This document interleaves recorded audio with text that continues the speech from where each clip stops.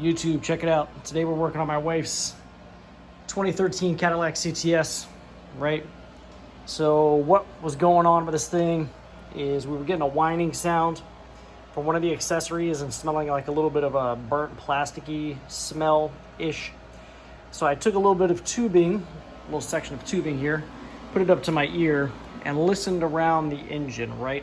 So I'm thinking either we got a water pump going bad, a pulley going bad, something along that line. So I listened around all the pulleys and determined that the noise was coming from the alternator case. So I've ordered an alternator from Summit Racing, AC Delco, original replacement, $249, shipped to my house, and I'm gonna go ahead and swap out the alternator.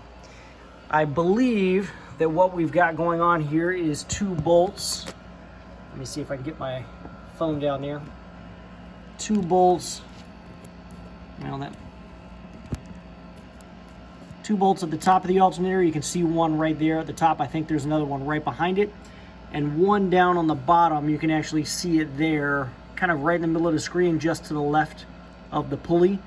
That would be the lower bolt. So I think all we've got to do is get those 3 bolts off of it and then disconnect the wiring harness that you can see back there, I think with the blue stripe on it. So disconnect that cable there, the wire. There may be also an alternator wire bolted to it at some point. Yeah, actually I can see a wire right in the back. You see that wire right there. That's bolted to the back of the alternator as well. So that little bolt will have to come off. First steps first though, go ahead and disconnect your battery. Also take off your engine covers that might be in the way. I've already done that. So remove those engine covers, disconnect your battery because you don't want to mess around with any of that stuff while the battery is still connected. And then what you're going to do from there is pull your belt tensioner so you can get the belt off that alternator pulley. So I'm going to go ahead and do that. So I would try to show you guys what I'm doing as I'm doing it in real time. However, you can see this engine is very tight. So if I were to stick my hands down there and work on something, all you would see is me sticking my arm down in there, doing something. You wouldn't be able to see what I'm doing. So I'm just going to explain the steps to you as I do them. So to go ahead and loosen this belt tensioner, what I did was I put a little 1/2-inch drive wrench back there and I pulled it this way towards the passenger side of the vehicle. I slipped the belt off the top of the water pump right there, and then I slipped it off the alternator. So that was my first step. My next step I think I'm going to do is tackle this wiring back here in the back.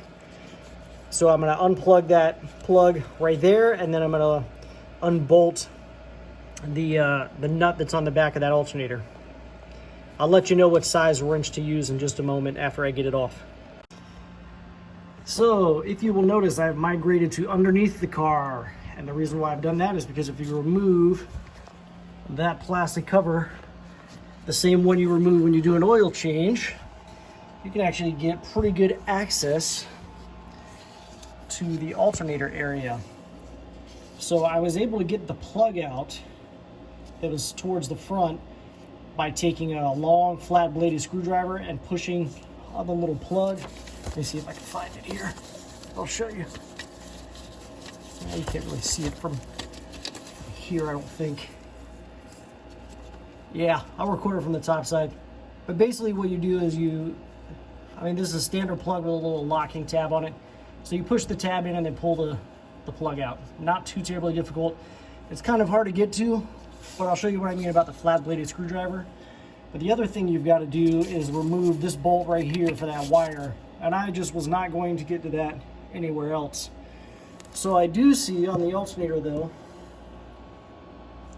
that there are 2 bolts on the bottom and I think 2 on the top. You can see the back sides of the bolts right there where it's going to bolt in. So that's going to be fun. I may be able to get to that easier down here or from the top, I'm not sure. But I'm definitely going to get to that plug from here, that wire that's bolted to the back. So let me find out what size wrench you're going to need for that, and I will let you know.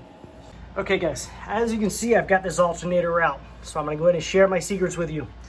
First of all, these 2 bolts I got out through the bottom.